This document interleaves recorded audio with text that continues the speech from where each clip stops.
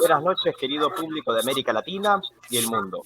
Respondo al nombre de Luis David Fernández y durante la presente oportunidad tendré el honroso papel de moderar un evento de encodada refulgencia que permitirá justamente el ápice del pensamiento reflexivo sobre uno de los tópicos políticos más interesantes que aborda nuestro continente y nuestra actualidad.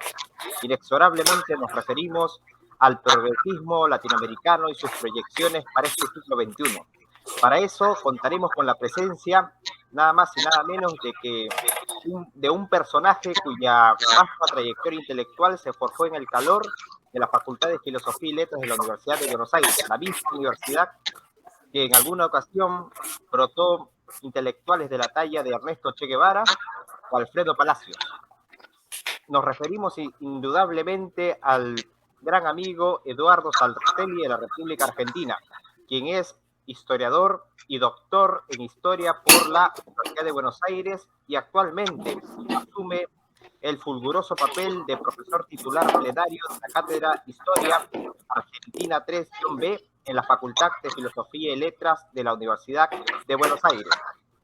Estimado amigo y compañero, porque no le gusta que le digan doctor, y compañero y amigo Eduardo Sartelli, muchísimas gracias por aceptar condescendientemente nuestra invitación y le cedemos en unos breves momentos la palabra para que pongan en un plazo de 30 o 45 minutos sus reflexiones o elucidaciones sobre progresismo y cuáles son los problemas y posibilidades para América Latina. Y también quisiera indicar a todos los presentes que por favor apaguen sus micrófonos para que no haya interferencias con la disertación del expositor extranjero.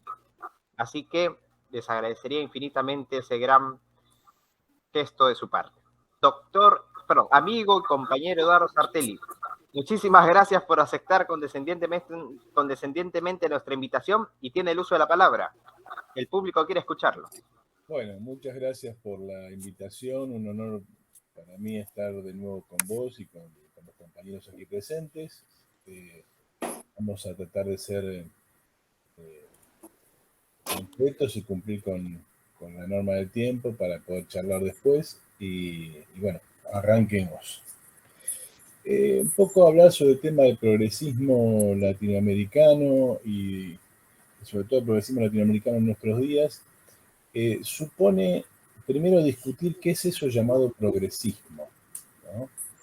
Digamos, la expresión progreso tiene muchas connotaciones.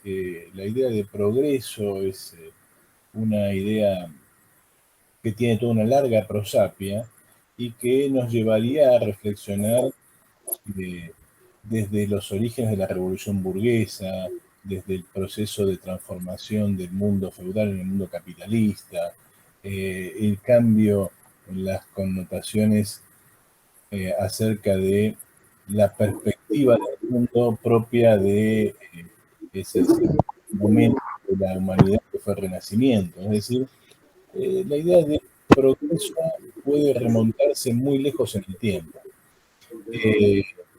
Siempre ha significado la idea de que el ser humano puede cambiar el futuro, puede hacer de su vida algo mejor, algo distinto. Obviamente, la palabra progreso alude a cierta confianza, a cierta esperanza en el ser humano y por lo tanto alude a cierta perspectiva ontológica acerca de la naturaleza humana. También la palabra progreso contiene una perspectiva muy distinta según quién sea el emisor de esta idea. Es decir, progreso para la burguesía naciente era básicamente expansión de las fuerzas productivas. Es decir, nos vamos a llevar el mundo por delante, vamos a transformar todas las cosas y en el mundo futuro todo el mundo va a ser más feliz gracias a esta capacidad humana de transformar, de cambiar la naturaleza, de poner la naturaleza al servicio de la humanidad.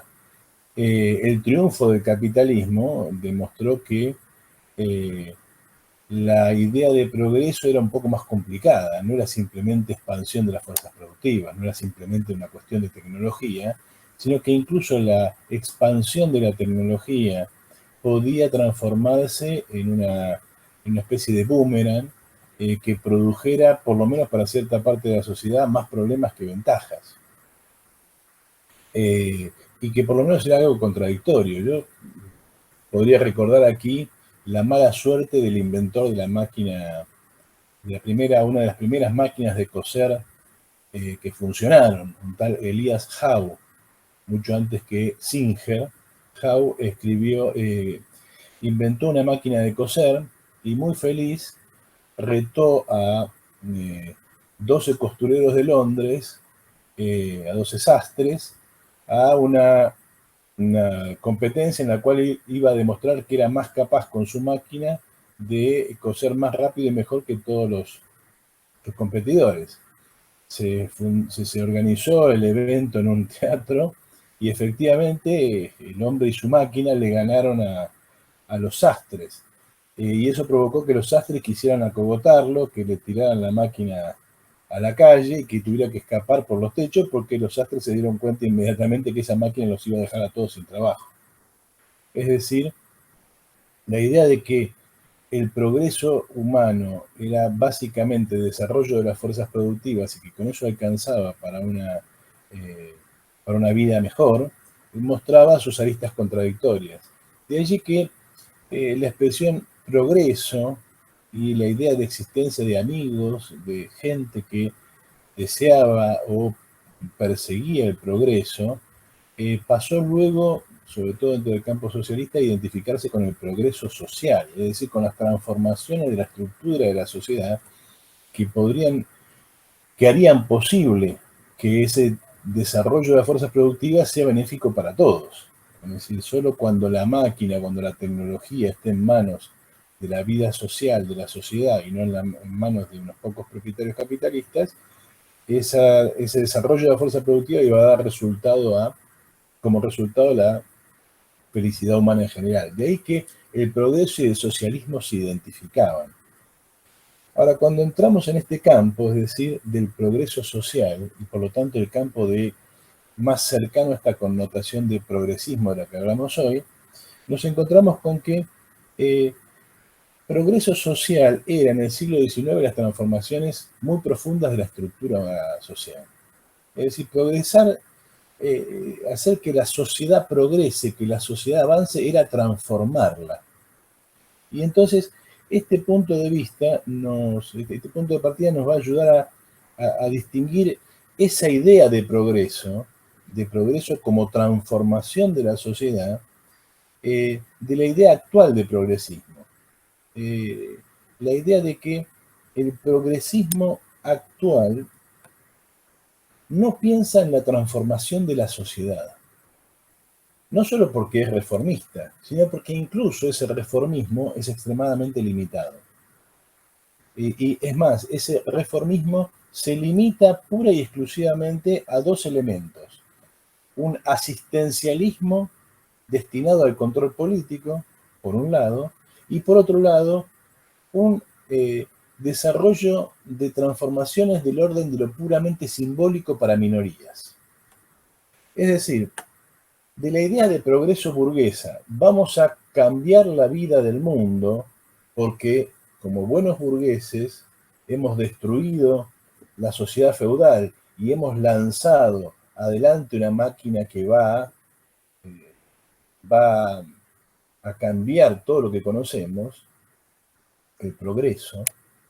De esa idea burguesa, que se muestra muy limitada cuando la burguesía toma el poder y demuestra que ese progreso es contradictorio y sobre todo ese progreso beneficia a unos y no a otros, o beneficia más a unos que a otros, a la idea de que el progreso es la transformación social.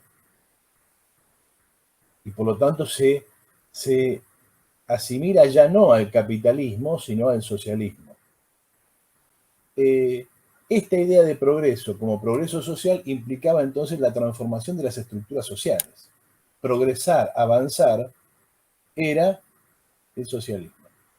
Por eso, un insulto muy común de la burguesía, una forma muy común en la cual la burguesía defenestraba a la izquierda, a los movimientos de transformación, era llamarlas o acusarlas de gentes de ideas avanzadas.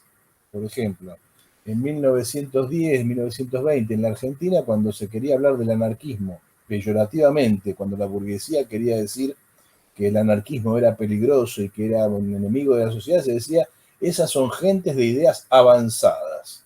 Hoy a uno le llamaría la atención que las ideas avanzadas sean malas, pero efectivamente quienes decían eso estaban pensando en que avanzado quería decir aquellos que querían conmover la vida social. Es decir, lo progresivo, lo que tenía que ver con el progreso en el siglo XX, era la transformación social. Contrario a eso, el progresismo actual es una fuerza conservadora. Y una fuerza conservadora eh, lindando con lo reaccionario y apoyado en aquellas fuerzas que eran las enemigas del progreso. Aclaro, vamos a desarrollarlo brevemente después.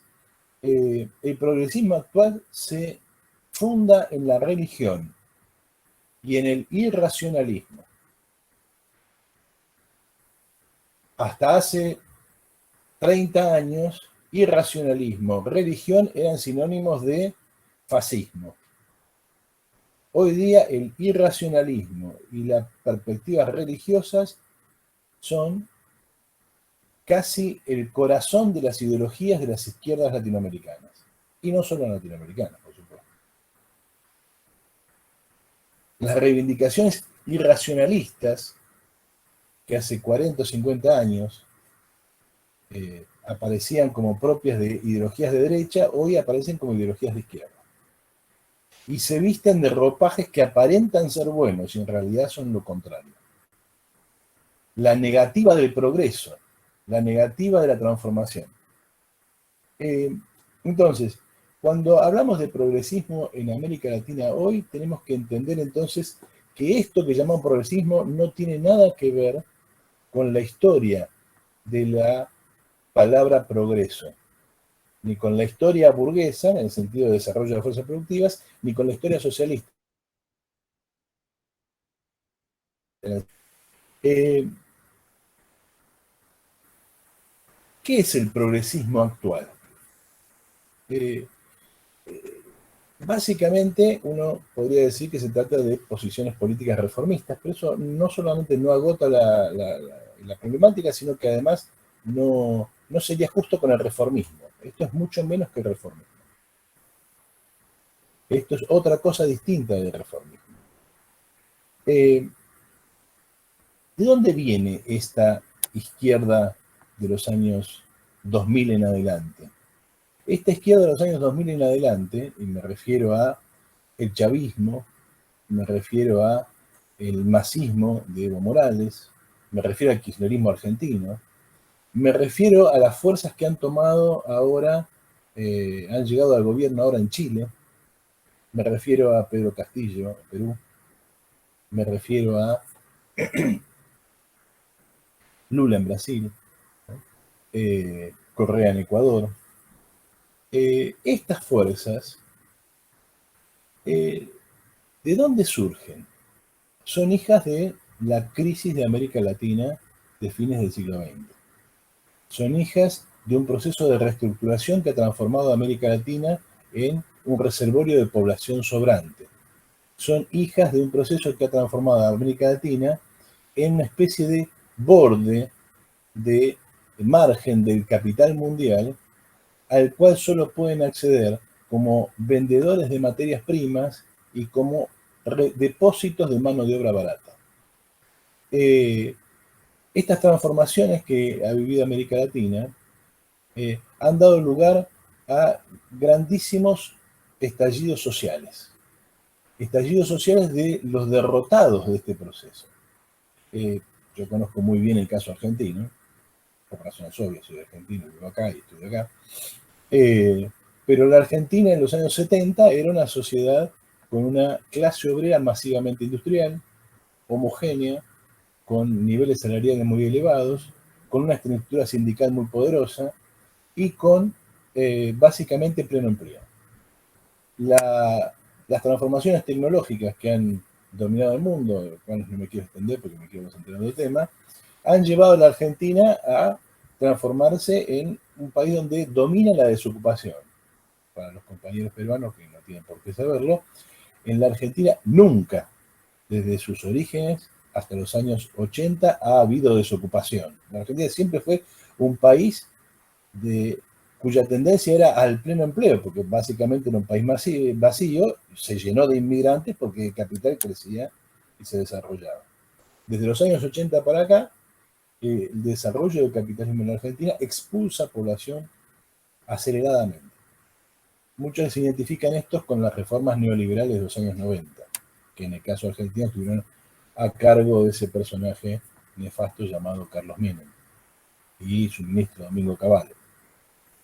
Esas transformaciones han gestado una nueva clase obrera en la Argentina, una clase obrera que ya no se estructura sindicalmente, sino que se estructura a partir de instancias de orden local, es decir, se estructuran como organizaciones barriales, donde la relación con el trabajo no existe y esa población vive, como decía Marx en El Capital, de la caridad pública o privada.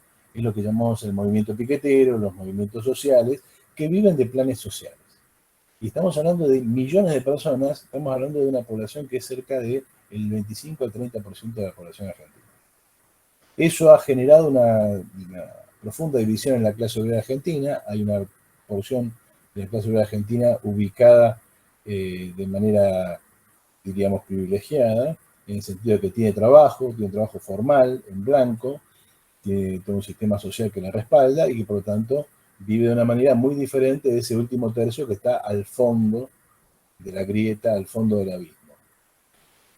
Esta población se rebeló, como buena parte de la población latinoamericana, recordemos el Caracazo, recordemos las guerras del agua, recordemos las irrupciones de campesinos en Perú, etcétera, etcétera, se rebeló contra estas transformaciones y contra una caída en el escalón de las condiciones de vida de esta población, es decir, las generaciones que viven en América Latina después de los años 80 viven mucho peor que antes.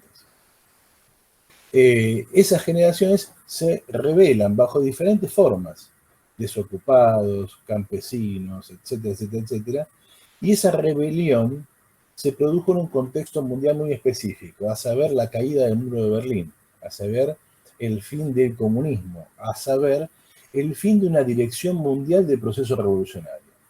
Con esto no quiero decir que la burocracia soviética fuera la dirección de un proceso mundial, quiero decir de un proceso mundial revolucionario. Quiere decir que había un movimiento socialista mundial con muchas contradicciones, con muchas diferencias, pero que hasta los años 70, yo diría hasta la Revolución Nicaragüense, parecía llevar al mundo hacia un progreso, es decir, hacia la transformación de las estructuras sociales. La caída del muro de Berlín, que es el punto culminante de un proceso que comienza con las dictaduras latinoamericanas y en otras partes del tercer mundo, con Ronald Reagan y Margaret Thatcher, es decir, esa gran victoria de la burguesía, da lugar a una desorganización general de la izquierda mundial, y en particular a eso que llamamos la crisis del marxismo, que es básicamente una crisis política, la crisis del movimiento socialista. Por eso, esta nueva generación obrera nace en peores condiciones que cualquier otra generación en la historia del movimiento socialista. En 1848, el comunismo era un fantasma, era algo que no existía realmente, pero que de alguna manera ya podía ser planteado. Un fantasma recorre el mundo, decía el manifiesto. En 1870, ese fantasma se hace del poder brevemente, pero lo hace en una de las capitales del mundo, la Comuna de París. Unos 50 años después, casi 50 años después, 40 años después, ese mismo movimiento se hace del poder en uno de los países grandes de Europa e instala la patria de los trabajadores. Y esa patria de los trabajadores después se extiende a toda Europa, la llamada Europa del Este, conquista China, se extiende por América Latina, por África, es decir, veíamos la marcha ascendente del socialismo. Todo eso se desploma con el muro de Berlín. Y entonces, estas nuevas generaciones obreras no tienen detrás de sí ninguna trayectoria. No solamente no tienen ninguna trayectoria, porque por lo general estas nuevas generaciones obreras carecen de tradición propia, sino porque además esa tradición histórica se ha cortado. Es decir, estamos virtualmente peor que antes de 1848. No tenemos un movimiento socialista detrás y por sobre todas las cosas, estas nuevas generaciones no se estructuran en el mundo del trabajo, no solamente no se estructuran en el mundo del trabajo, sino que además provienen muchas de ellas capas que se suman a estas nuevas fracciones proletarias, provienen de capas de la sociedad que no tienen tradición de lucha. Por ejemplo, la pequeña burguesía. Buena parte de los indignados europeos, de los mileuristas, de los movimientos antiglobalización, Occupy Wall Street y cosas por el estilo, en general son desclasados de clase media, que no vienen de una trayectoria propia familiar de clase obrera. Conclusión, esta nueva clase obrera está desguarnecida. Y está desguarnecida, primero que nada, por la gran derrota teórico-ideológica del socialismo en los años 90. Esa derrota se llamó en el campo de las ideas posmodernismo. Cuando hacia fines de los 90 la resistencia social comienza a organizarse, o sea, los derrotados comienzan a organizarse, no tienen una tradición detrás. La tradición del partido revolucionario, la tradición bolchevique, la tradición de la guerrilla revolucionaria, no tienen esas tradiciones. Y empiezan a tomar sus ideas de otro campo, del campo del propio posmodernismo. El posmodernismo es básicamente una negación de la posibilidad de conocimiento de la realidad, una visión irracionalista de la realidad a la postre religiosa, individualista, que rechaza la organización, y todo eso empezó como una reacción contra el propio marxismo. Es decir, empezó como una reacción por derecha. Esa reacción por derecha fue capitaneada, entre otras cosas, por los nuevos filósofos franceses, por Foucault y compañía. Esa gente que terminó, que pretendía ser más de izquierda, que pretendía ser anarquista frente al estalinismo soviético o del eurocomunismo, esa gente terminó siendo el vehículo de la desmarxización de Europa y de buena parte del mundo. No por casualidad Foucault era aplaudido por la CIA. Ese posmodernismo, Foucault, Baudrillard y compañía, empezó a calar más allá de la derecha, empezó a calar como una ideología que atraía a algunos sectores de izquierda porque parecía darles algunas perspectivas que de alguna manera permitían rescatar algún espacio de acción política. En la medida que ya no existía el partido político, que ya no existía, que el partido político era algo reaccionario, entonces se nos decía que, y los años 90 fueron la culminación de esto, se nos decía que finalmente había que aceptar la importancia de los nuevos movimientos sociales, que había que olvidar las tradiciones centralistas, es decir, tratar de concentrar todo en una sola categoría, que había que olvidar la categoría de clase. El elemento más importante de la derrota del socialismo y del marxismo y de todas las fuerzas del progreso en el sentido que hablábamos antes, es el rechazo de la categoría clase. Ese es el instrumento básico. ¿Por qué? Porque ahora ya la clase no tiene ninguna centralidad. La centralidad desaparece y en su lugar aparece el mundo atomizado de los sujetos individuales o, como se dice con más énfasis cada vez, de las nuevas identidades. Entonces ahora no tenemos que luchar como obreros porque en realidad los obreros ya no existen, la clase obrera ya no existe. Si existe es un actor menor, uno más. Y ahora hay que pensar en la ecología, hay que pensar en las mujeres, en el feminismo, hay que pensar en el indigenismo, el campesinismo, hay que pensar incluso en categorías mucho más chicas. Y esto empieza a transformarse en la ideología de izquierda a partir de movimientos como, o de posicionamientos políticos como las teorías de la descolonización y las ideas de que hay que forjar un pensamiento decolonial, que ahora habría que ver las cosas desde el sur y que habría que ver otras epistemologías. Y entonces ahí vemos a gente como Rivera Kusikanski,Ogrofogel y otra gente repitiendo banalidades filosóficas estilo Julia Kristeva, ¿no? No hay que hablar el lenguaje del enemigo y por lo tanto de la autoridad, por lo tanto las mujeres debieran hablar sin verbos, porque eso sería autoritario, y tonterías por el estilo. Es más importante salvar a las ballenas que salvar a los seres humanos, y las contradicciones principales han pasado a ser otras. Los sujetos estallan y ya no hay un sujeto que pueda centralizar la lucha. Dicho de otra manera, frente al poder del capital, que es un poder hiperconcentrado, el posmodernismo de izquierda que nace en los Estados Unidos y que se extiende como política de la identidad sobre América Latina y el resto del mundo, nos llama a desguarnecernos. Entonces, por ejemplo, en la Argentina se convocan marchas, el 8M y una menos, en defensa de los derechos de las mujeres. Ahora resulta que la mujer ya no existe más. El feminismo socialista reivindica los derechos y la lucha de la mujer obrera. Ahora la clase obrera ya no existe, es más, la mujer no existe más. Entonces, los encuentros de la mujer se convocan como encuentros LGBTIQ+, es decir, lesbiana, gay, travesti, transexual, y cada uno es una identidad diferente.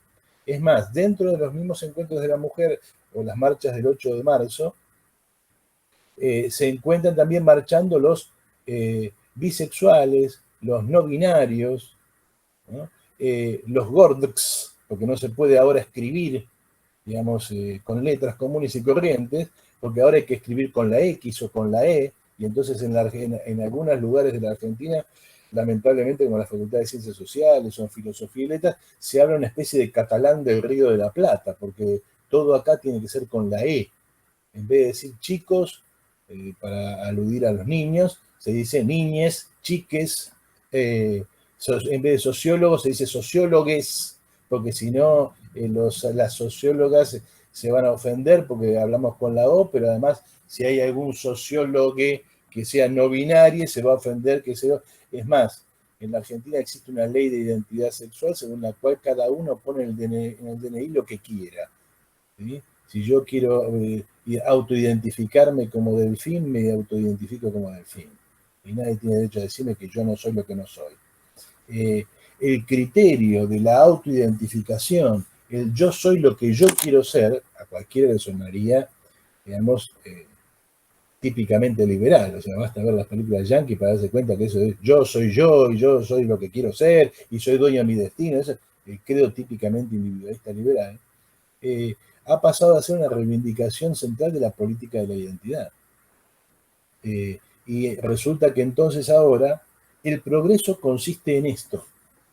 El progreso consiste en declarar que cada uno puede poner en su DNI la sexualidad que se le antoje.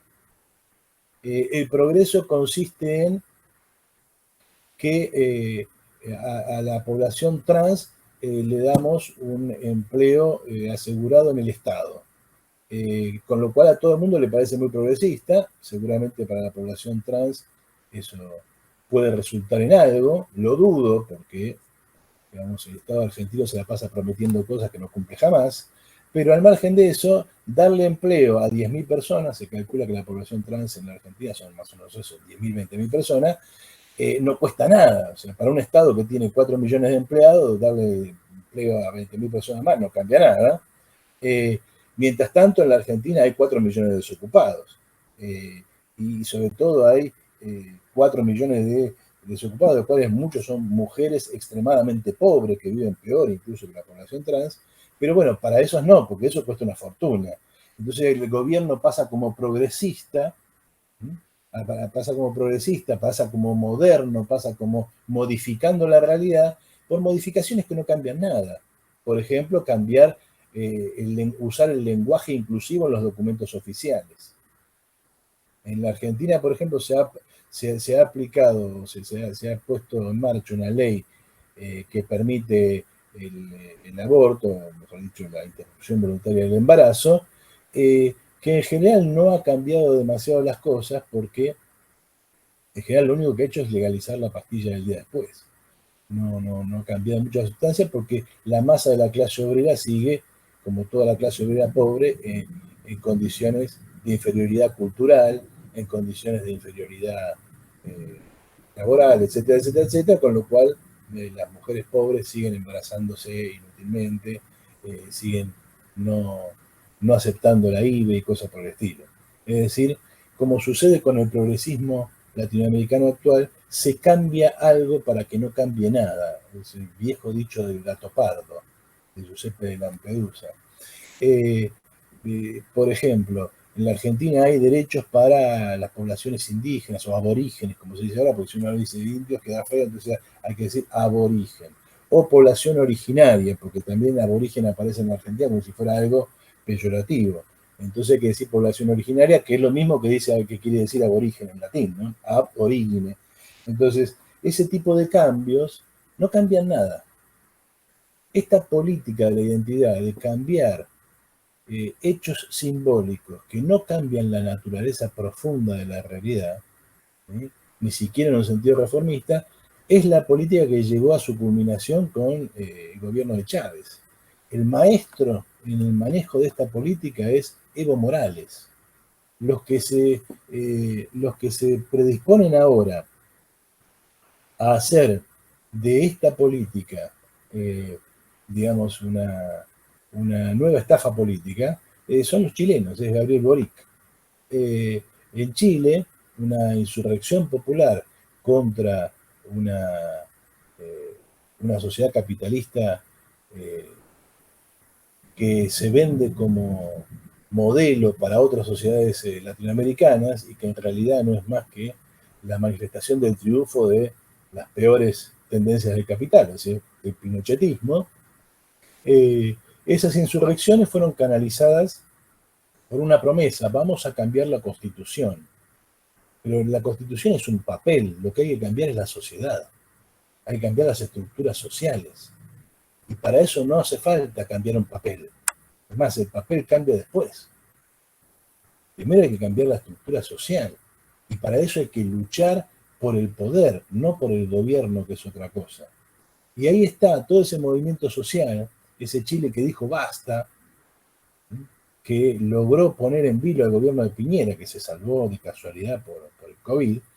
Ese Chile termina votando a un personaje que ni siquiera es reformista y termina armando una constituyente en la cual yo invito, está en YouTube, se puede ver, la presidenta de la constituyente es una señora de origen mapuche que da un discurso y dice que va a luchar por las mujeres, por los aborígenes, por los indios norteamericanos. Hace una larga enumeración de todos los objetos de su lucha y no menciona ni una sola vez a la clase obrera. Entonces, esta me parece que es la síntesis de lo que es el progresismo latinoamericano. El progresismo latinoamericano, el llamado populismo, que en términos técnicos es mejor llamar bonapartismo, pero si quieren después lo discutimos, es una gigantesca máquina de contención de la revolución social. Y una revolución social que no pudo desarrollarse por falta de una dirección política. Digamos, hacia fines del siglo XX, en América Latina, la revolución estuvo a la orden del día en Perú, en Bolivia, en la Argentina, en Ecuador, en Venezuela. Y todo eso fue contenido por estas estructuras políticas, los llamados populismos, que decían que venían a empoderar a la gente, y en realidad no vinieron a empoderar, palabra típica del posmodernismo yanqui, empowerment. No venían a empoderar a la gente, al contrario, venían a controlarla, venían a evitar que se produjera una revolución. Entonces, en realidad venían a desempoderar el movimiento.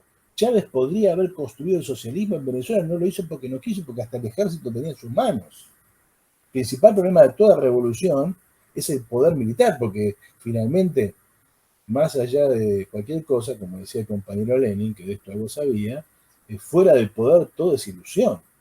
Y acá no se trata de conquistar el gobierno, porque hasta Allende sabía eso, ¿no? Cuando Allende asume, señala algo claro: hemos conquistado el gobierno, ahora nos falta conquistar el poder. Y el poder es el poder de transformar la realidad. Y el poder de transformar la realidad significa el poder de ejercer violencia, el poder de hacer que efectivamente las cosas que hay que hacer se puedan hacer contra el ejercicio de la violencia burguesa. Por eso necesitamos destruir el Estado burgués y construir un Estado proletario que lleve adelante esas tareas. Eso está en las antípodas de lo que el populismo latinoamericano hizo. Vino, llegó, cooptó figuras, las corrompió. Por eso la figura de la corrupción está llena en toda América Latina.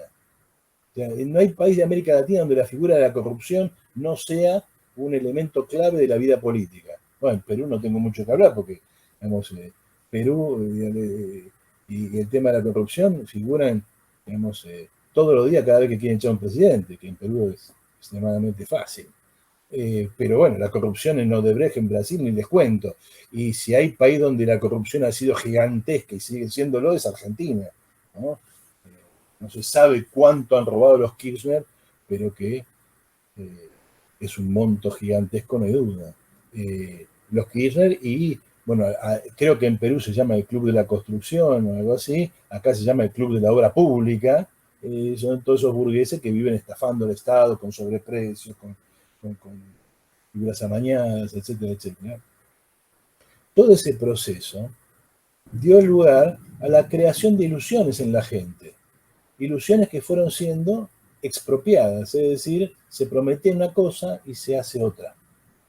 Hay un político argentino, un senador radical por una provincia que se llama Mendoza, que elaboró una teoría, dijo, se llama Teorema de Baglini, de la radicalidad política evoluciona en sentido inverso a la cercanía del poder, es decir, cuanto más lejos está del poder el personaje, ¿no?, más radical es.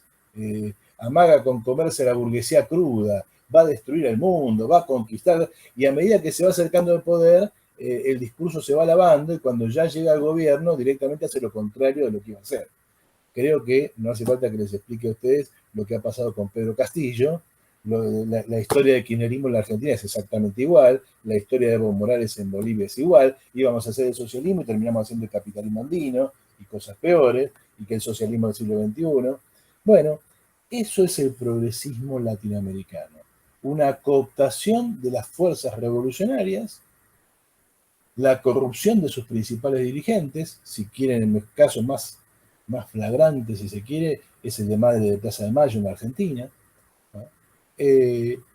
Y después de esa cooptación, la creación de un aparato asistencial que aparenta ser de reforma social, que tiene por función controlar a las masas. En la Argentina, 20 millones de personas viven de alguna manera con algún subsidio del Estado. Esos subsidios del Estado permiten establecer clientelas políticas, gente que está obligada a votar a tal o cual tipo simplemente porque si no le sacan el subsidio. Y de esa manera funciona la llamada democracia burguesa en la Argentina, y en América Latina es exactamente igual. Conozco el caso de Brasil bastante bien. Una democracia burguesa degradada que ni siquiera tiene algún viso de realidad al estilo de la vieja democracia burguesa. Estas son simples comparsas electorales a las que se ríe el día de votar. La gente cada vez cree menos en los políticos, cree menos en el sistema, y básicamente el discurso más radical que aparece es el que se vayan todos, es decir, la gente se cansa. ¿Cuál es el problema de que se vayan todos? La consigna que en Argentina, incluso en Chile también, dirigió buena parte de este movimiento de repulsa contra el capital. Y es que no tiene dirección. Es decir, no se pueden ir todos, alguien tiene que gobernar. En algún sentido hay que gobernar. No podemos decir, bueno, listo, nos vamos de este mundo. ¿Y a dónde nos vamos? A Marte. Alguien tiene que forjar transformaciones sociales, alguien tiene que organizar la sociedad. Ese es el gran problema. El progresismo ha vaciado a la izquierda latinoamericana y la izquierda latinoamericana se ha plegado a eso. Y lo que le falta a la clase obrera latinoamericana es recomponer su unidad como clase y darse un instrumento para transformar la realidad, es decir, construir un partido que sea capaz de organizar a las masas y de llevar a las masas al poder. No un partido armado 5 minutos antes de las elecciones para ganar las elecciones. Porque esos partidos se arman. Bueno, no les llama la atención a ustedes que en Perú, porque Perú, bueno, hay muchos ejemplos, los partidos son personas. Keiko versus Castillo. En la Argentina lo mismo, en la Argentina los partidos son personas. Es Macri, es ¿cómo se llama? Cristina, a veces ni siquiera hace falta nombrar por el apellido, basta poner el nombre. Entonces, lo que hace falta es un partido que organice a la clase obrera, recupere la política de clase, deje de lado el irracionalismo posmoderno, deje de lado la política de la identidad, la religión, porque cuando hablamos de campesinos, hablamos de cosas que no existen. Cuando hablamos de indígenas, hablamos de cosas que no existen. Cuando hablamos de cambios en la realidad simplemente por cambios en las letras y en el lenguaje, hablamos de irracionalismo y religión. Cuando decimos que hay que respetar, digamos, a la madre tierra y hacer cosas por la Pachamama y cosas por el estilo, ese discurso religioso no es menos negativo ni menos irracional que el discurso de la Iglesia Católica. Que cambiemos una iglesia por otra no cambia, no lo hace más progresista. La izquierda tiene que retomar, la clase obrera tiene que retomar las tradiciones del siglo XX. Obviamente no pueden ser iguales porque estamos en el siglo XXI y porque el mundo cambió. Y las prácticas no pueden ser iguales, perfecto. Pero es por ese camino y no por el camino del progresismo latinoamericano, que no es más que la forma que asume hoy el nuevo collar con el cual se ata el perro. Parece distinto, pero sigue siendo un collar, y el perro sigue estando atado a ese collar. Y con esto terminó mi larga perorata y espero que podamos dialogar. Bueno, muchísimas gracias, estimado Eduardo, compañero Eduardo Sartelli, por su rutilante exposición. Durante esta ocasión vamos a abrir la oportunidad a cada uno de los participantes durante esta noche para poder iniciar un diálogo, un contrapunteo, como siempre nos han enseñado los grandes filósofos marxistas, que la dialéctica desde el terreno de la materialidad filosófica ayuda a tener una visión superadora de la realidad, y esperemos, por supuesto, algunas intervenciones de los compañeros peruanos. No sé si alguien quiere hacer uso de la palabra, por favor, tiene todo el derecho de activar su micrófono y, bueno, lanzar sus ideas. Bueno, yo quisiera opinar. Por favor, proceda. Muchas gracias. Sí, bueno, tengo una visión coincidente en algunas cosas, muy pocas con el expositor, y discrepantes en lo fundamental. Porque me parece las viejas teorías del trotskismo que antes se ha dado en el Perú, y que son viejas pues porque todos estamos de acuerdo que es necesario identificar una política de clase, y eso estamos de acuerdo, y creo que hay una exageración de muchos sectores de la izquierda, porque ese debate se ha dado en el seno de nosotros, me refiero al Nuevo Perú, de poner por delante algunas reivindicaciones democráticas de algunos sectores sociales parciales y algunos importantes como el de la mujer, como aspectos centrales, y no poner por delante aspectos fundamentales que tengan que ver con el movimiento obrero, el movimiento popular en general. Entonces, es cierto que eso está invertido. Una de las causas de la derrota de Verónica Mendoza en las elecciones ha sido poner por delante esa reivindicación y no al revés. Y una de las causas de la victoria de Pedro Castillo, a su manera, en forma desordenada, es cuando puso por delante algunas reivindicaciones fundamentales del pueblo y que permitió que, claro, que la derecha no se ocupó de él en la primera vuelta y le permitió avanzar tranquilamente frente a la actitud destructiva y despiadada de la derecha en ese tiempo con Verónica. Entonces, en eso estamos de acuerdo. Pero de ahí a no incorporar como parte de fuerzas aliadas a estos sectores democráticos que tienen su reivindicación parcial, efectivamente, a veces a mí también me incomoda realmente eso de todas esas cosas, pero yo lo respeto porque son minorías que hay que asumirlas como parte de la lucha general del pueblo, ¿no? Pero lo principal, evidentemente, son el proceso de industrialización del Perú, el proceso de la lucha de lograr fortalecer la economía agraria en el Perú, que realmente permita fundamentalmente el auto sostenimiento alimenticio de la mayoría del pueblo, etc. Entonces, el problema está, digamos, en que no podemos entregar a los manos de la burguesía este inmenso sector democrático sobre la base de que ese sector democrático sencillamente da la impresión de, en su expresión que hace el expositor, pasa a ser una especie de enemigo, ¿no?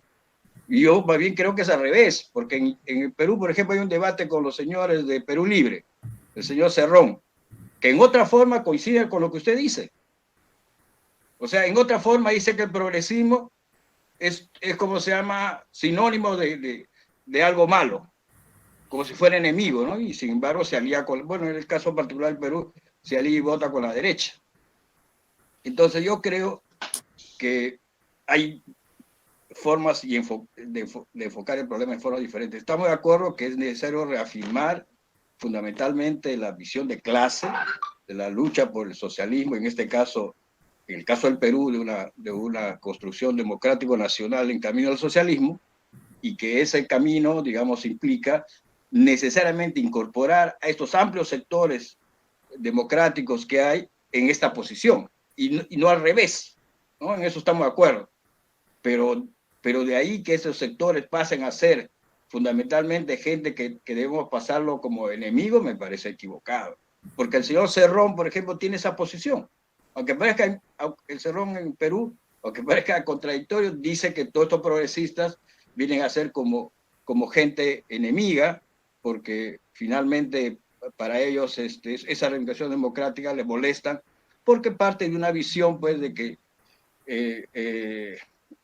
estos aspectos, ¿cómo se llama?, de estos sectores, no fueran derechos que efectivamente necesitan ellos también reclamar. Ahora, sobre el tema de la Pachamama, sí discrepamos absolutamente, ¿eh? La Pachamama no es un problema religioso, está usted equivocado ahí. La Pachamama es una visión de respeto a la naturaleza, que es otra cosa. Una cosa es la cuestión religiosa que puede estar de mucha gente en torno a eso, y otra cosa es el respeto realmente a la naturaleza. Y creo que eso está bien, no está mal. Ahora es cierto que puede haber exageraciones sobre eso, pero yo creo que no hay que tampoco caricaturizar algunos aspectos propios de la cultura andina, que en el caso del Perú sí creo que son positivas y merecen el desarrollo de las mismas, ¿no? Eso por lo menos para empezar. Bueno, muchísimas gracias por su participación, estimado ingeniero Javier Sichar, profesor de la Universidad Nacional de Ingeniería. Estimado Eduardo Sartelli, ¿tiene el uso para hacer la réplica o sentar algunas líneas fundamentales de su pensamiento frente a la postura del amigo Javier? Por favor. Como quieran, si no pueden seguir hablando otros, ¿no? Yo hablé bastante. Si querés contesto brevemente. A ver, Pedro Castillo no está haciendo nada. Pedro Castillo va en la misma línea que todos los demás que hemos hablado. No está haciendo absolutamente nada. No está haciendo ninguna transformación social en Perú, ni nada por el estilo. Además, no sabe qué hacer. Pedro Castillo está más perdido, como decimos en la Argentina, como turco en la neblina. No sé por qué en la Argentina existe ese dicho. Acá decimos como tú y en Tombo. Algo así, bueno. Digamos, y las apelaciones a estos nuevos movimientos sociales, primero, una aclaración, yo no soy trotskista. Primera cuestión. Segunda cuestión, lo que he dicho no es propio del trotskismo. La política de clases es propia del socialismo general. No hace falta hacer trotskismo para eso. Eh, y, y estas ideas de estos nuevos movimientos sociales son más viejas que la humedad. El campesinismo es tan viejo como la historia de las ideologías. Lo mismo con el feminismo, tiene 300 años atrás. Acá no hay nada nuevo. ¿Cuál es la novedad acá? No es que uno es más viejo que el otro.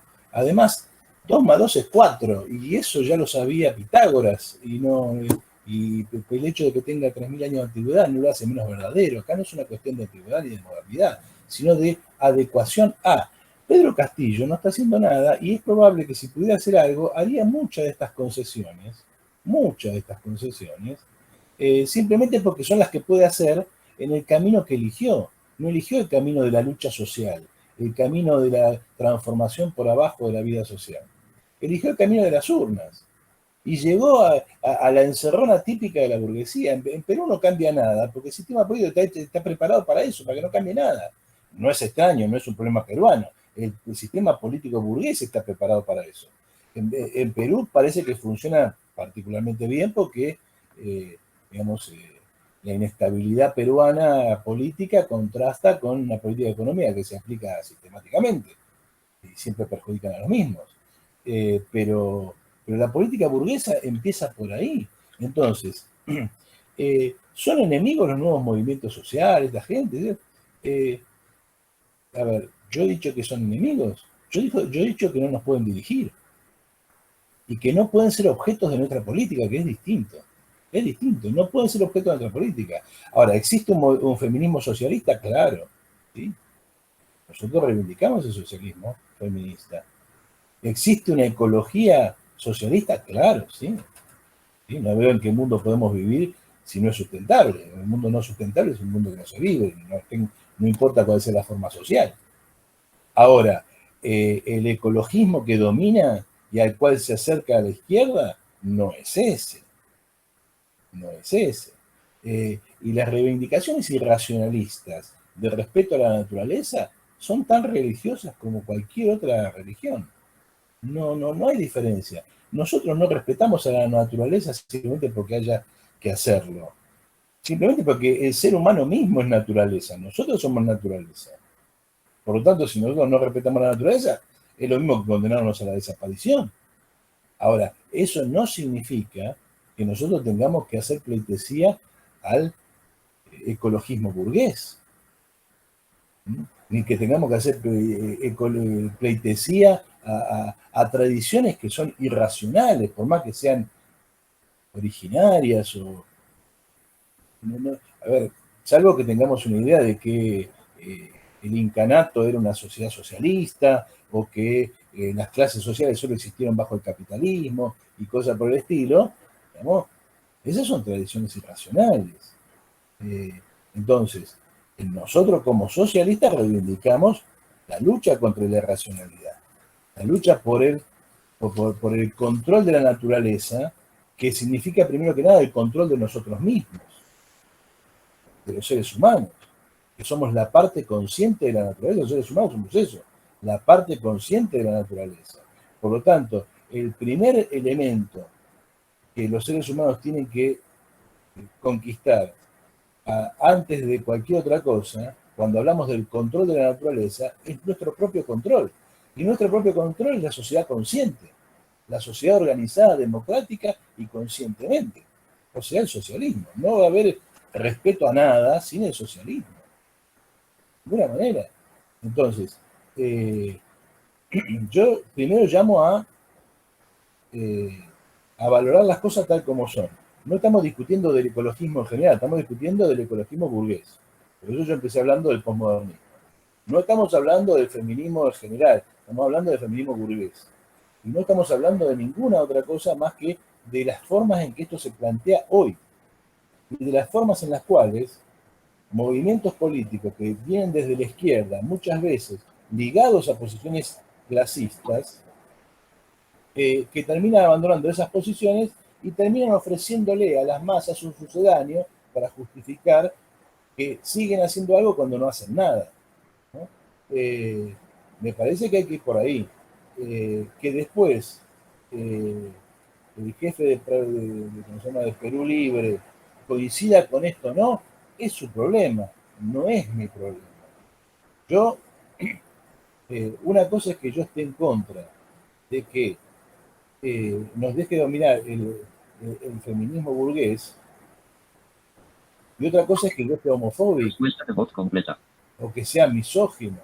Son cosas distintas. Barra de herramientas. Que yo esté en contra de la forma en que la burguesía quiere resolver el problema trans, y otra cosa es que yo no lo quiera resolver de un modo progresivo, es decir, rescatando los derechos de esas personas. Lo que acá estamos discutiendo es el sentido de la política. Por ejemplo, en la Argentina existe la ley de cupo trans. Nosotros estamos en contra. ¿Por qué estamos en contra? ¿Porque no queremos resolver los problemas de la población trans? No. Estamos en contra porque eso establece desocupados de primera y desocupados de segunda. O sea, vos sos trans, tenés derecho a un empleo en el Estado. No sos trans, no. En la Argentina hay 1 millón de mujeres que no pueden acceder a ningún empleo. Claro, lógicamente, darle empleo a 1 millón de personas es mucho más caro que darle empleo a 10.000. Entonces se produce una estafa política. Esa estafa política consiste en, le doy empleo a 10.000 y después de que quedó bien, me olvido de que hay 1 millón de mujeres desocupadas en la pobreza más extrema. Eso es lo que hace Evo Morales. Eso es lo que hace el kirchnerismo en la Argentina. Eso es lo que hace el progresismo en toda América Latina y en otros lados. Entonces, lo que nosotros planteamos no es el rechazo de esas contradicciones. Decimos, ese no es el problema central. El problema central acá es de clase. Y a partir del problema de clase abordamos lo demás. Trabajo para todos los desocupados, no para algunos. Derechos para todas las mujeres, no para algunas. Cuando decimos respeto a la naturaleza, decimos primero que nada autogobierno de la humanidad, es decir, nosotros mismos tenemos que gobernarnos y por lo tanto transformación social, socialismo. Y lo contrario, el ecologismo se vuelve simplemente un saludo para la foto. Pero bueno, estoy muy larguero, discúlpenme. Muchísimas gracias, estimado Eduardo Sardelli. ¿Alguien más quiere hacer uso de la palabra? Control de tu micrófono está. Sí. Buenas noches. Lucho. El compañero José Pardo del Arco, más conocido como Juan Cristóbal. ¿Tiene el uso de la palabra? Bien, yo creo que... A ver si me ponen en la lista, por favor, si me escuchan. Lo acabamos de escuchar. Usted seguirá después del compañero Juan Cristóbal. Gracias. Bien, yo creo que el compañero Sartilli ha hecho una exposición respecto al progresismo y nos ha señalado sus errores, sus límites, sus debilidades, los tipos de progresismo que pueden haber, etcétera. Pero también nos ha dicho una cosa que me parece importante, y primero algo que lo sitúo entre paréntesis. Estoy de acuerdo con el compañero Sartelli en la medida en que él dice que hay todo un rechazo a los términos marxistas como lucha de clases, la clase social, revolución, proletariado, socialismo, y efectivamente es cierto. Muchos de la izquierda abandonaron estos términos y son poco utilizados, ¿no? Son poco precisados en todo caso, tanto en la formulación de sus planteamientos como en sus programas políticos. Sin embargo, yo veo una contradicción en Sartelli, en Eduardo, porque cuando él manifiesta que no hay clases, que no hay un proletariado, pero que hay que luchar por el poder y por el gobierno, eso significa que uno tiene que ir conquistando espacios. Y habría que ver qué espacios se van conquistando. Si se puede luchar por el poder desde las elecciones o no. Allende, por ejemplo, estaba claro en que había llegado al gobierno, pero es una lección de que entonces también no es tan cierto que llegar al gobierno es llegar al poder. Y Allende fue traicionado y muerto por las fuerzas militares. Entonces, aquí la pregunta que cabe es, si no tenemos una clase obrera, un proletariado, como ha dicho Sartelli, y hay otras clases que han surgido, por ejemplo, los emprendedores, los ambulantes, que no tienen trabajo fijo, que no hay una clase social del proletariado, ¿cómo es posible llegar al poder? ¿Con qué clases sociales? ¿No será que habría que ir, digo yo, dando pasos sustanciales hacia esa posibilidad? Pero dando pasos sustanciales significa ir creando espacios también con otros sectores sociales que no necesariamente son socialistas. Por ejemplo, digo, en una construcción de una organización política, ¿por qué no hacer alianzas sociales con los compañeros de la teología de la liberación, por ejemplo? O con sectores juveniles que no son necesariamente socialistas, sino son progresistas en el mejor de los términos. Es decir, quieren un bienestar para el pueblo.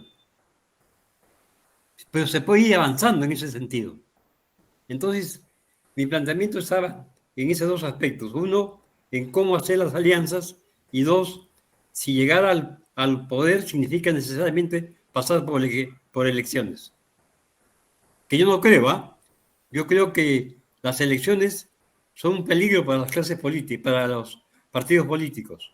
Yo creo que el trabajo de bases es mucho más sustantivo, más complicado, más difícil, pero que en el futuro más, puede dar mayores réditos para avanzar hacia el socialismo.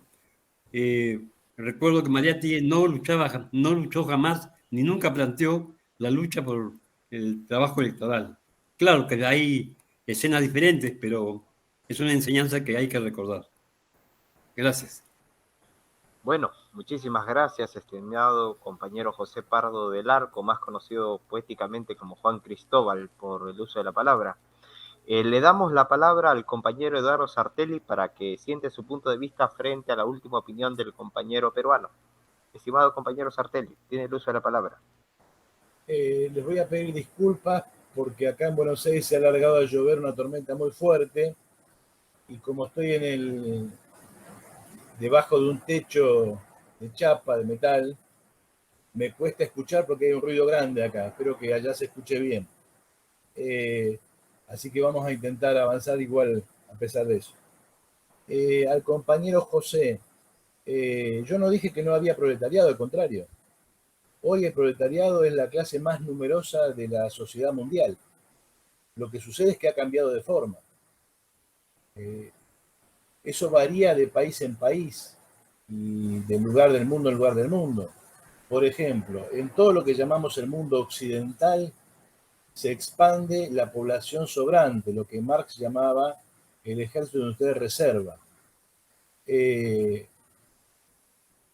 ¿Por qué? Porque buena parte de las transformaciones tecnológicas han expulsado población del proceso de trabajo por la robotización y también porque muchas de las tareas que demandaban mucha mano de obra se han relocalizado geográficamente, es decir, han pasado a los países que tienen mucha población, mucha mano de obra barata, el sudeste asiático, China. Entonces, en China se expande el obrero industrial, el obrero en activo. En el llamado mundo occidental, sobre todo Europa, Estados Unidos, América Latina, se expande sobre todo en América Latina, la población sobrante, los desocupados, en el sur de Europa, por ejemplo. ¿Qué es la guerra de Ucrania? La guerra de Ucrania es una guerra por un bolsón de desocupados. A ver quién los puede explotar. Los rusos y los alemanes, los europeos se pelean por eso, porque Ucrania no es más que un país que tiene la población de Argentina, 40 y pico de millones de personas, que básicamente son desocupados, que van a migrar o que van a servir como mano de obra barata. No existen más los campesinos, lo que llamábamos campesinos antes, ahora son obreros rurales o proletarizados urbanos, infantería ligera del capital. Lo que pasa es que hay que recuperar la categoría de clase, hay que volver a leer el capítulo correspondiente del Capital. La mayor parte de lo que se llama campesinos no son más que obreros. Nosotros hemos hecho estudios sobre Bolivia, hemos hecho estudios sobre Argentina. Es muy típico, por ejemplo, el movimiento de trabajadores sin tierra de Brasil. ¿Qué es? ¿Movimiento campesino? No, es un movimiento de obreros rurales. Es un movimiento de obreros rurales. ¿Qué es un campesino sin tierra? Un obrero. La mayor parte de la llamada población aborigen de América Latina, los mapuches chileno-argentinos, ¿qué son? Son obreros, viven el principal dirigente mapuche de la Argentina es un obrero albañil. Es decir, la masa, lo que ha vivido América Latina desde los años 70 para acá, sobre todo desde los 80, es un gigantesco proceso de proletarización, de población que se relocaliza. ¿De dónde salen las barriadas populosas de Lima? ¿De dónde salen las barriadas populosas de La Paz, el Alto? ¿De dónde sale el Gran Buenos Aires, el Gran Rosario? ¿De dónde salen las poblaciones que rodean la capital de Chile? Son campesinos proletarizados, o sea, población expulsada que ya no es campesina. Muchos de ellos incluso, como en el caso de México, han migrado por millones. Por dar un solo ejemplo, hoy hay más obreros en Brasil que en Rusia en el momento de la revolución. Rusia tenía un problema campesino, nosotros no lo tenemos. En Rusia había 60 millones de campesinos frente a 10 millones de obreros. Entonces, lo que ha vivido toda América Latina, para no irme más allá, es un gigantesco proceso de proletarización. En los años 60, algo así como el 50-60% de la población mexicana vivía en el campo. Hoy es exactamente al revés.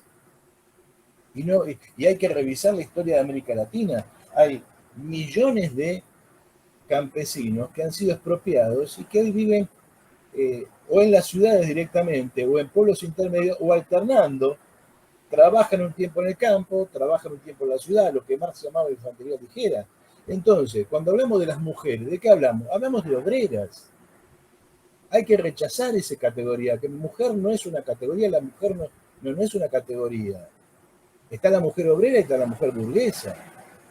Y cuando hablamos de los campesinos, estamos hablando de gente que no existe. Hoy día lo que domina es el proletariado rural. Entonces, primera cuestión, jamás dije que no hay proletarios, que no hay más clase obrera. Al contrario, la clase obrera es más numerosa que nunca. Lo que sucede es que está fragmentada. Y la política de la identidad, y por eso volvemos a algo que dijo el compañero Javier, la política de la identidad la fragmenta más. La política de la identidad contribuye a esa fragmentación al inventar sujetos que no existen, campesinos, aborígenes, mujeres, y detrás de esas categorías en realidad lo que se extiende es una vastísima clase obrera. Entonces, primero que nada, de eso, no, yo no dije eso, si se entendió mal pido disculpas. Con respecto a, ¿se puede luchar por el poder mediante los mecanismos electorales? Yo no veo por qué no. ¿Sí?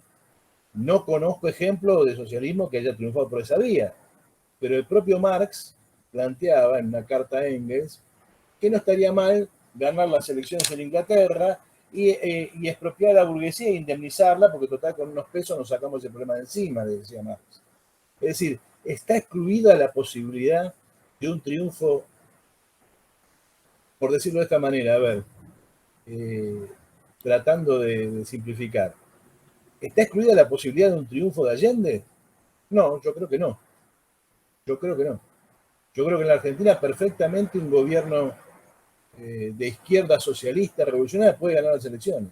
Dado la fragilidad del sistema político argentino, puede ser. Toda la discusión es cómo llega ahí. Si llega a través de una campaña electoral o llega a través de la organización de las masas. Y si llega ahí para producir transformaciones que comprometan a las masas. Por ejemplo, si un gobierno revolucionario llegara a ganar las elecciones estilo Allende en la Argentina, ¿qué tendría que hacer? En la Argentina hay 3, 4 millones de desocupados, una cantidad de desocupados que nadie conoce en realidad. Supera largamente el 15% de la población. ¿Qué tendría que hacer un gobierno como ese? Y primero que nada, incorporar a toda la población desocupada al Estado. Son todos empleados del Estado. Y cobran todos un salario equivalente al escalafón que le corresponde en el Estado, en el aparato del Estado. ¿Qué quiere decir? El primer acto de un gobierno socialista es decretar que no existe más desocupación en la Argentina. Después van a venir los problemas, ¿cómo pagamos eso? Está bien, perfecto, pero lo primero que yo hago es una transformación social. Es decir, los bolcheviques llegan al gobierno y lo primero que hacen, ¿qué hacen? Y bueno, reconocer que los campesinos tienen que tener la tierra, listo, se acabó la historia, la tierra es de los campesinos, ya está. ¿Y eso qué hace? Y eso compromete a los campesinos con la revolución. Porque si no, ¿por qué alguien va a pelear por la revolución si la revolución no le da nada? Ahora, si yo consigo transformar las condiciones de vida de 5 millones de personas, tengo 5 millones de soldados. Ahora, si llego al gobierno y lo primero que hago es nombrar como ministro de Economía a un señor que es el candidato del establishment, y lo primero que hago es tratar de quedar bien con Dios y María Santísima, y no. Así lo que va a suceder es que ese gobierno va a durar 5 minutos porque las masas que lo votaron no se van a ver representadas en su acción. Entonces, ¿se puede llegar al poder poner? Sí, se puede. No es imposible. Pero todo depende de cómo. Con qué sustento detrás y con qué política. Si uno llega al gobierno y al otro día hace lo contrario de lo que había propuesto, y bueno, entonces después no se queje que esas masas que lo llevaron hasta allí lo echen, ¿no? Con respecto a las alianzas con los sectores sociales no socialistas, el problema es quién hace la alianza. Nosotros tenemos un problema previo, digo nosotros, yo por ahí asumo una situación que tal vez la de Perú no es igual. Yo no quiero explicarle a los peruanos cómo es el Perú, porque seguramente cualquier peruano sabe más que yo cómo es Perú. Yo simplemente intervengo de una realidad que conozco y bueno, para eso están ustedes allá y bueno, no pretendo saber más que ustedes, pero sí digo, muchas de las cosas que yo veo en Perú, acá ya las vimos, en Venezuela ya lo vimos, en Bolivia ya lo vimos. Entonces, ¿por qué en Perú va a ser distinto? Si hemos visto lo mismo, hemos visto cómo se abandona la política de clase en nombre de los nuevos movimientos sociales, cómo se abandona toda perspectiva de poder en nombre de quedar bien con el establishment, en nombre de marcar cierta estabilidad e ir paso a paso. Eso ya lo vimos. Y no termina bien. No termina bien. No hay ninguna razón por la cual termine bien. Ahora, ¿se puede hacer alianzas con sectores no socialistas? Se puede hacer alianzas con cualquiera. Yo, en principio, hago alianzas con cualquiera. Si hay una alianza, por repudiable que sea, que me permite consolidar la revolución, yo la hago. ¿Por qué no? No, porque no. Bueno, Trotsky defendió el pacto con Hitler. ¿Por qué? Y porque la Unión Soviética tenía que defender. Y ese era un problema imperialista. Bueno, alguien podrá decir que estuvo bien, que estuvo mal. Digan lo que quieran, pero lo primero es la revolución, lo demás es secundario. Entonces, en nombre de eso, yo hago alianzas con cualquiera. No tengo ningún problema. Ahora, el problema es cuando yo hago una alianza o cuando yo me integro a una alianza. El problema de las alianzas es quién la dirige. Y una izquierda tan débil, por lo menos yo hablo por la Argentina, una izquierda tan débil como esta no puede hacer una alianza con otros. A ver, ¿qué puede resultar de una alianza de la izquierda argentina que no llega al 3% de los votos con el kirchnerismo? Nada.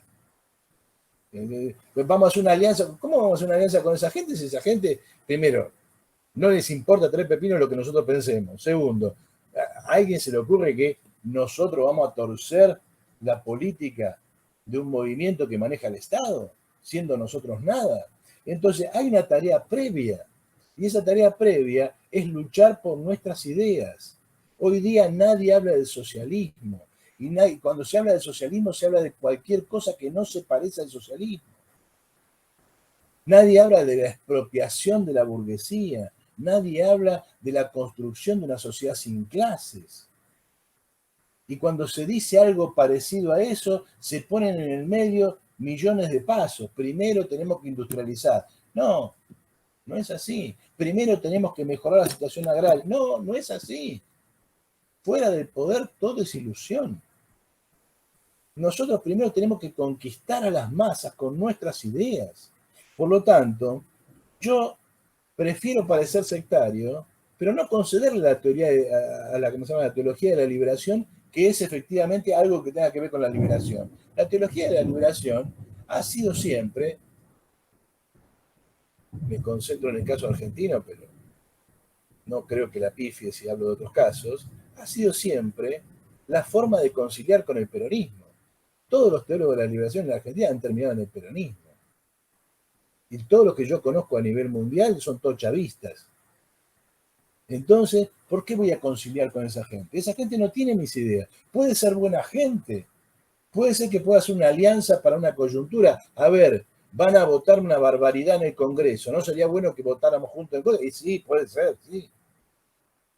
Pero yo tengo que hablarle a las masas diciéndole, no, esas ideas están equivocadas.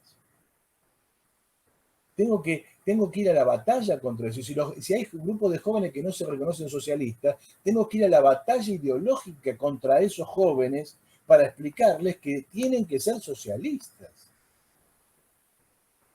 Una cosa es que cuando la Unión Soviética era la Unión Soviética, el Partido Comunista se podía dar el lujo de hacer alianza con los liberales, por ejemplo. ¿Por qué? Porque en la alianza entre los liberales y el Partido Comunista los que perdían eran los liberales. Porque el poder lo tenían los comunistas. Y por lo tanto armaban una enorme coalición en torno suyo. Pero cuando nosotros somos minoría, cuando nosotros estamos... Hay un texto de Eduardo Galeano muy interesante que escribió después de la caída del muro, que se llama Como un niño perdido en la tormenta. Y entonces él declaraba que así se sentía él como un comunista al que se le cayó el muro. Bueno, como un niño perdido en la tormenta. La izquierda latinoamericana necesita reconquistar sus ideas. Necesitamos atravesar por un largo proceso de sectarismo. Que cuando digo sectarismo me refiero a ¿qué? Un largo proceso de afirmación de nuestras propias ideas, de dejar de conciliar con el resto. Y eso no implica que uno tenga que ser homofóbico. Que Pedro Castillo sea homofóbico es problema suyo. Que Perú Libre no acepte los derechos de los homosexuales es problema suyo. Yo no tengo por qué comprar el paquete entero. Ahora, lo que yo digo, dejando de lado que Perú Libre de socialista tiene poco, ¿no? Lo que yo digo es que nosotros tenemos que reivindicar nuestras ideas y dejar de conciliar. ¿Más qué teoría de la liberación? La teología de la liberación es una ideología que simplemente sirve para confundir a la gente. A lo sumo, en el mejor de los casos, tipo Rubén Dri, llega a una perspectiva que Marx superó en la crítica a Feuerbach. Porque la teología de la liberación no es más que Feuerbach. Entonces, ¿por qué vamos a volver sobre eso? ¿Por qué vamos a conciliar? No, yo creo que necesitamos recuperar el espacio perdido en la lucha política e ideológica. Si nosotros no hacemos eso, terminamos confundidos y siempre atrás de otros. Esa es la idea que yo creo que en la Argentina explica claramente por qué, por ejemplo, la izquierda trotskista, que en la Argentina es la izquierda de la Argentina, la izquierda es básicamente el trotskismo, ha dejado, ya no habla de la clase obrera, habla de los trabajadores, habla de la juventud, habla de las mujeres, no habla del socialismo. Es gracioso porque un frente de 4 partidos que en su propio nombre llevan la palabra socialismo, no hablan de socialismo. Vamos a luchar por los derechos de los trabajadores. No, yo no lucho por los derechos de los trabajadores, yo lucho por el socialismo. Y el socialismo es la expropiación de la burguesía, es la construcción de una sociedad sin clases. Y hay que explicar cómo se puede hacer eso en Perú, cómo se puede hacer eso en la Argentina. Ese es el gran desafío, que el socialismo conquiste el mundo de las ideas y conquiste el mundo de las realizaciones prácticas. Que la clase obrera vea que tiene una solución. Ahora, si nosotros vamos a ir atrás de todo el mundo, y no, yo creo que no avanzamos con eso. Bueno, muchísimas gracias, estimado Eduardo Sartelli, por su valiosa participación. Hoy tenemos la compañía del doctor José Antonio Ñique de la Puente, que en breves momentos le cederemos la palabra, pero hay que seguir con el turno. Pidió la palabra previamente el compañero Huífala C. Velasco. Por favor, se le invita a hacer uso de ese recurso en este momento.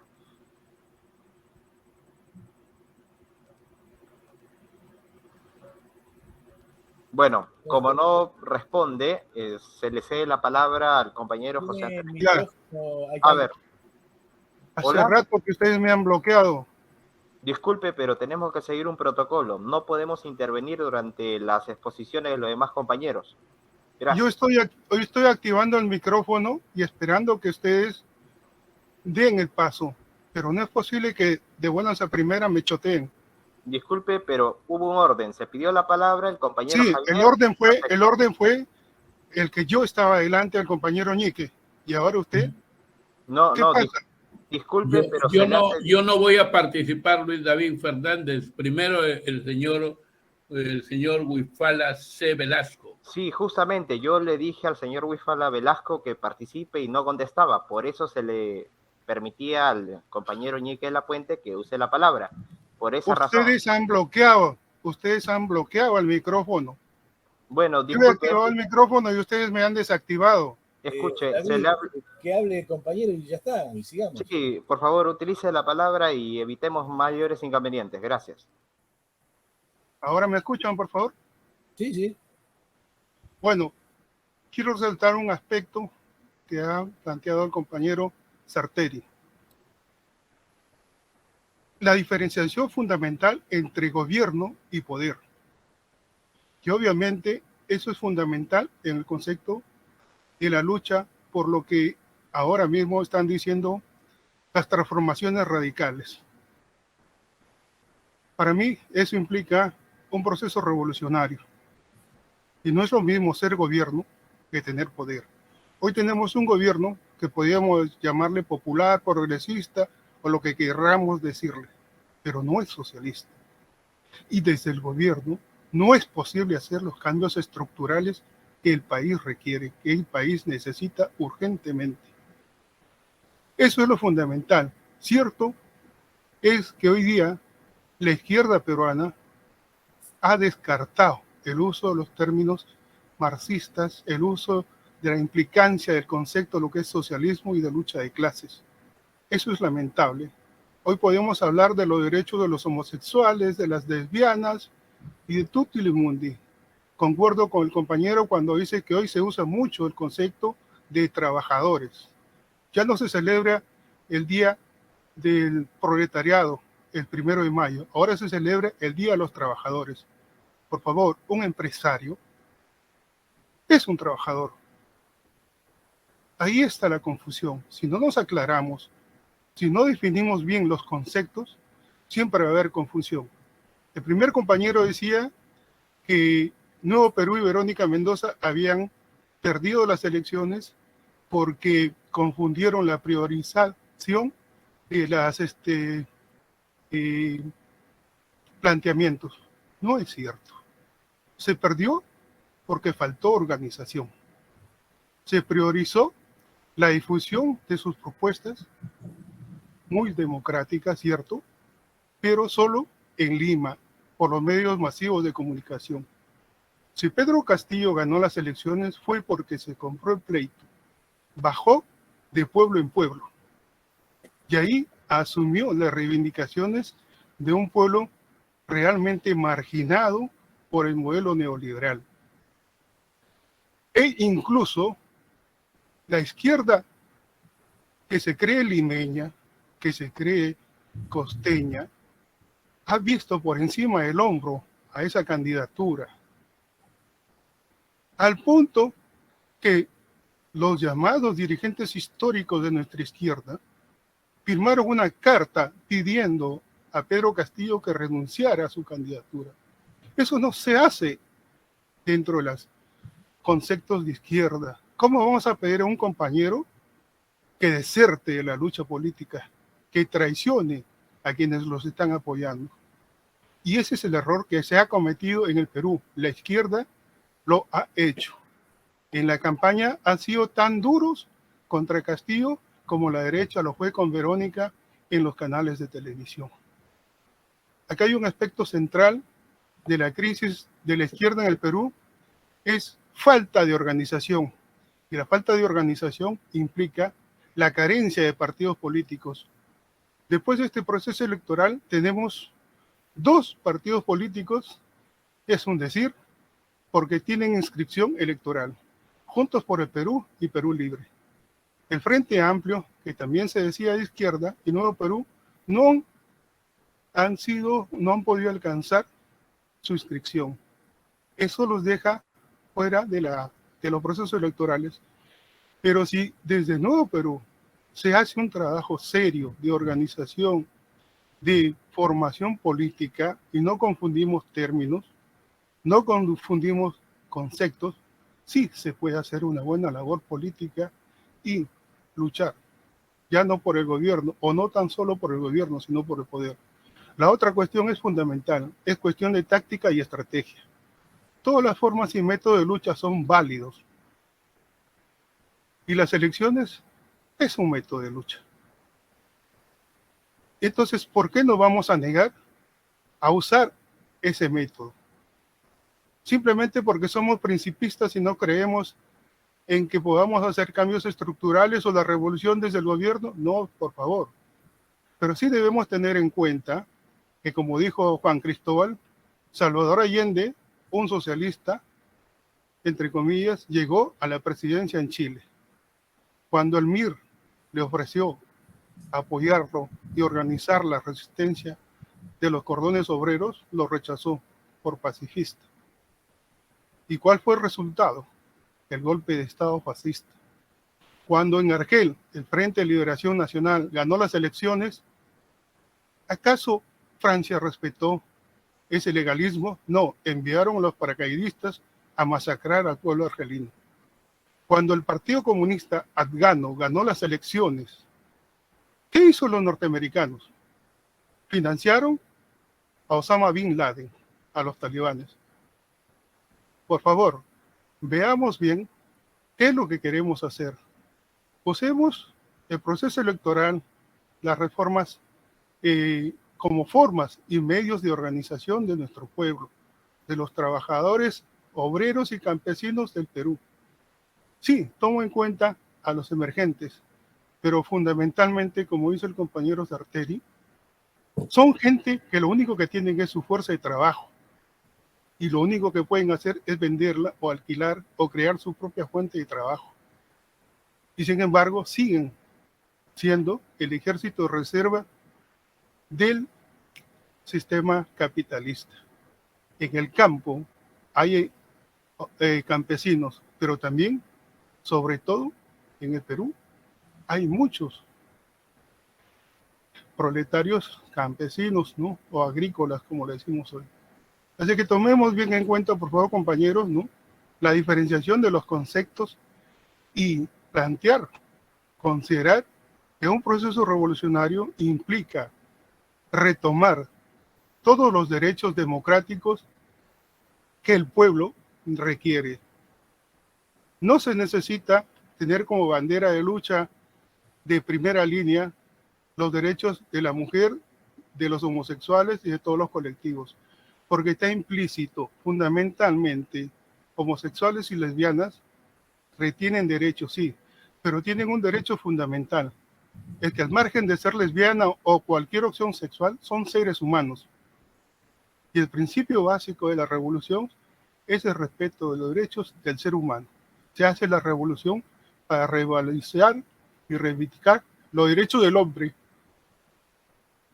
Creo, compañeros, que ahí me quedo y ojalá se medite en lo que ha expuesto el compañero Sarteri y podamos definir una táctica adecuada para el periodo. Hoy el gobierno popular requiere la unidad de toda la izquierda, hacer sus mejores esfuerzos y organizar los partidos políticos con militantes activos, con cuadros políticos capaces de organizar a nuestro pueblo.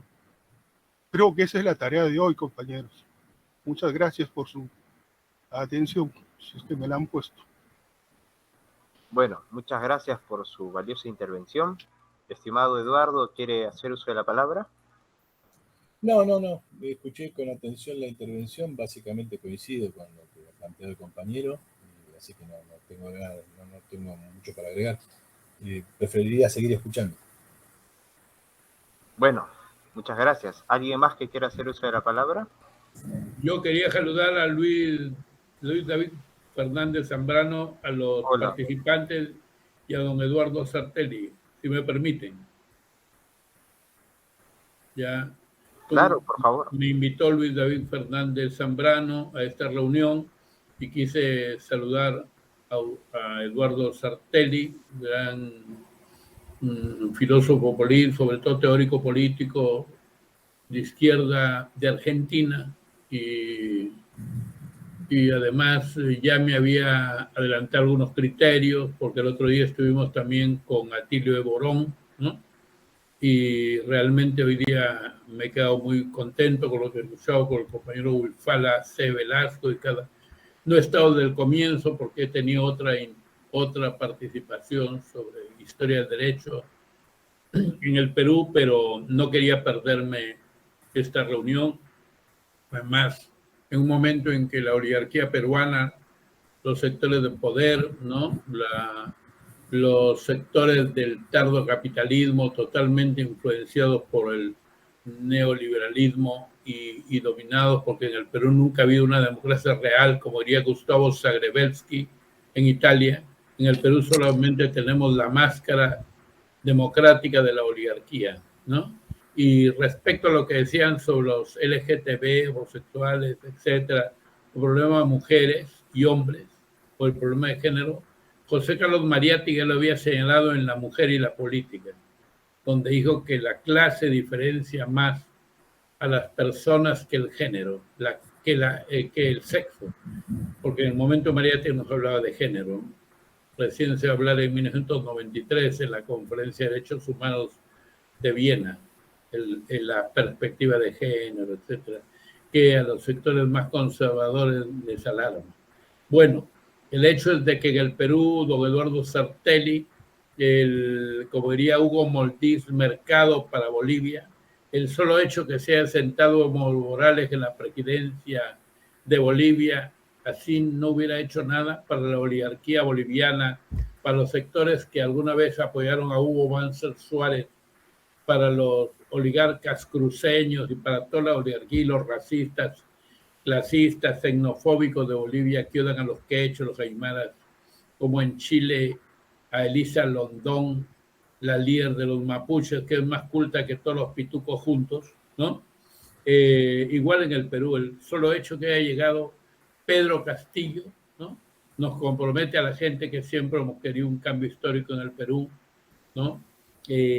A ver con simpatía. Y hoy día precisamente lo han infiltrado, le han puesto a esa Karin López, que estaba antes con el fujimorismo, para que haga la labor de Zapa, y en este momento buscan derrocarlo desde el primer momento. En ningún momento han aceptado a este líder de origen chotano, que es un lugar del campo de Perú, ¿no? Que ha sido lo que alguna vez llamó un líder de los profesores de Perú, Horacio Ceballos, proletario de corbata. En eso estamos hablando, lo que usted hablaba del proletariado, proletarios de corbata, que son los profesores del Perú, sobre todo los profesores de la zona del campo. Por eso es que don Eduardo Sartelli en este momento, para no cometer la traición de los intelectuales, tenemos que ver en este momento cómo defender al gobierno de Perú de Pedro Castillo, aunque él en algunos momentos no se deje defender. Hay que defenderlo porque es un deber histórico de todos los sectores, ¿no?, que quieren un cambio histórico en el Perú, socialistas, ¿no? Y también otras variantes que hay en el Perú que están en contra del poder que desde hace 500 años se ejerce en el Perú contra nuestro pueblo. En el Perú nunca hubo un Estado realmente republicano, por más que San Martín sinceramente proclamó el 28 de julio de 1821, pero no logramos hacer un cambio de clases en el poder. Solamente se terminó con los viejos encomenderos españoles y los neogodos y se pasó a sus continuadores, sus hijos, que son la oligarquía en el Perú, racista, clasista, etnofóbica, patriarcal y criolla, además con violencia colonial. Y tenemos que trabajar en la gente, porque la gente mucho está confundida, ¿no? Y todavía no. La violencia colonial impide que el trabajo. Por eso Hugo Moldín Mercado dice que el gran mérito de Bolivia es que han hecho trabajo en las bases, ¿no? En las comunidades, en los quechos, en los aymaras, en los obreros, en los trabajadores, obreros, no en el proletariado. En el Perú no, hay muy poco trabajo en ese sentido, ¿no? Yo lo veo porque yo he estado en la lucha política desde antes. ¿Usted nace en 1963, don Eduardo? Sí, claro. No, me pareció muy buena, ¿no? Entonces, en 1963, nosotros todavía no comenzaba la guerra de Vietnam, que comienza con el incidente del Golfo de Tonquín en 1964. En algún momento lo invitaremos también para tratar, pero vengo a saludarles a ustedes y a todos los compatriotas que han venido a esta reunión. Creo que son de Magdalena o de algún lugar, según lo he visto en la propaganda del Nuevo Perú, y a todos ustedes, porque la tarea no va a ser de uno solo, sino de todos, como dijo el otro día Héctor Béjar, de toda la sangre del Perú, porque el Perú tiene una realidad, como dijo José María Argueda, de toda la sangre, ¿no? Entonces, y ahí los proletarios que están en todos los sectores étnicos del Perú son proletarios de toda la sangre, no solamente es el proletario mestizo, ¿no? También hay de todos los sectores.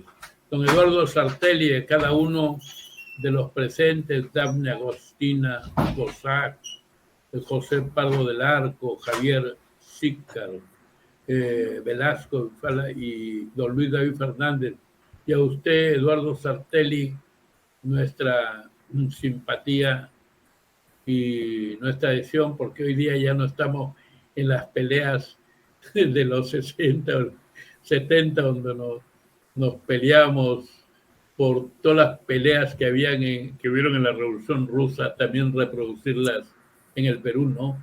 Tenemos que interpretar las ideas socialistas, pero de acuerdo a nuestra realidad, y hacer con José Carlos Mariátegui una creación heroica en nuestros pueblos, ¿no? Y hacerlo mejor, porque si no vamos a pasar simplemente de acá a 100 años, el Perú, don Eduardo Sartelli, va a ser peor, porque hoy día veo al Perú más pobre y con más atraso político que hace 50 años.